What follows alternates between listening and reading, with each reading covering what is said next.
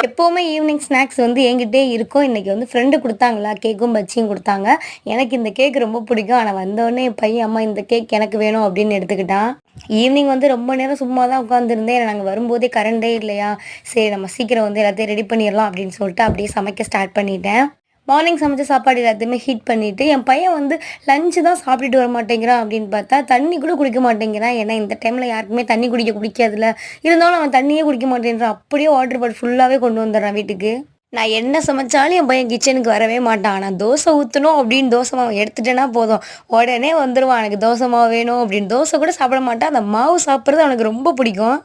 வந்ததுலேருந்து கரண்ட் வேற வந்து வந்து போணுச்சா, சரி சட்னிய வந்து ஃபர்ஸ்ட்டு வச்சிடலாம் அப்படின்னு சொல்லிட்டு சட்னி தான் ரெடி பண்ணிக்கிட்டு இருந்தேன். தேங்காய் தண்ணி நல்லாவே இல்ல, கேவலமா இருந்துச்சு. ஆனா தேங்காய் வந்து நல்லா ஸ்வீட்டா இருந்துச்சு.